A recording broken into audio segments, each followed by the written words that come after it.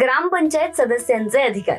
ग्रामपंचायत निवडणूक पार पडल्यानंतर ग्रामपंचायतीत सदस्यांची भूमिका नगण्य असते अशी आपली भावना बनलेली आहे. त्याला कारण म्हणजे ग्रामपंचायत सदस्य सुद्धा आपली भूमिका पार पाडण्यात उदासीन असल्याचं दिसून येतं.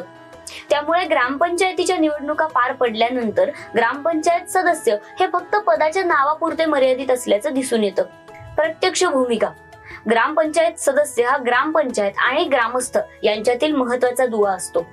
आपल्या वॉर्डामधल्या विविध समस्या आणि विकास कामांची माहिती घेऊन ती ग्रामसभेत ग्रामस्थांच्या सहाय्यानं मांडणं आणि त्या समस्या सोडवण्यासाठी प्रयत्न करणं ही ग्रामपंचायत सदस्याची मुख्य भूमिका असते. ग्रामपंचायत सदस्यांचे अधिकार. ग्रामपंचायतीची निवडणूक पार पडल्यानंतर सरपंच व उपसरपंचाच्या निवडणुकीत मतदान करणं हा सदस्यांचा प्राथमिक अधिकार असतो. हा अधिकार सर्व परिचित आहेच, पण त्या व्यतिरिक्त असलेले अधिकार पुढील प्रमाणे. ग्रामपंचायतीकडून मासिक सभेची नोटीस सभेपूर्वी 3 दिवस अगोदर मिळवून त्यातल्या विषयांचा अभ्यास करून त्यावर सभेत विधायक चर्चा घडवून आणणं. ग्रामपंचायत मालमत्ता व निधी यांच्या गैरवापराला प्रतिबंध घालण्याचा अधिकार सदस्यांना असतो.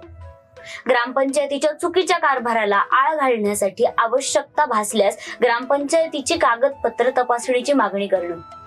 ग्रामपंचायतीच्या कामाची अंमलबजावणी न करणाऱ्या, भ्रष्टाचार करणाऱ्या ग्रामपंचायत पदाधिकारी आणि कर्मचाऱ्यांची तक्रार जिल्हा परिषद अध्यक्षांकडे करण्याचा अधिकार ग्रामपंचायत सदस्यांना असतो. सरपंच आणि उपसरपंचांनी आपापली कर्तव्य आणि जबाबदाऱ्या योग्य प्रकारे पार पाडल्या नाहीत तर त्यांच्या विरोधात अविश्वासाचा ठराव पंचायतीत मांडण्याचा अधिकार हा सदस्यांना असतो.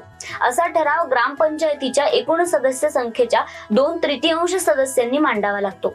जर हा ठराव पारित झाला तर सरपंचाला पदावरून काढता येतं.